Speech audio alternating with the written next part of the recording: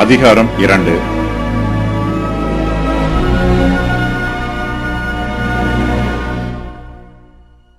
இஸ்ரவேல் புத்திரர் சிவந்த சமுத்திரத்திற்கு போகிற வழியாய் வனாந்திரத்திற்கு திரும்பி பிரயாணம் பண்ணுகிறார்கள். வனாந்திர பாதை மிகவும் கடினமான பாதையாக இருந்தாலும் கர்த்தர் தம்முடைய கிருபையினால் அவர்களை பாதுகாத்துக் கொள்கிறார். சுமார் 38 வருஷங்களாக இஸ்ரவேல் புத்திரர் வனாந்திரத்தில் பிரயாணம் பண்ணுகிறார்கள்.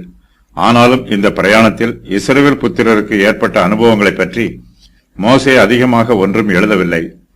இஸ்ரவேல் புத்திரர் சேயீர் மலை நாட்டிலிருந்து வடக்கே திரும்பி மறுபடியுமாய் கானான் தேசத்தை நோக்கி பிரயாணம் பண்ணுகிறார்கள்.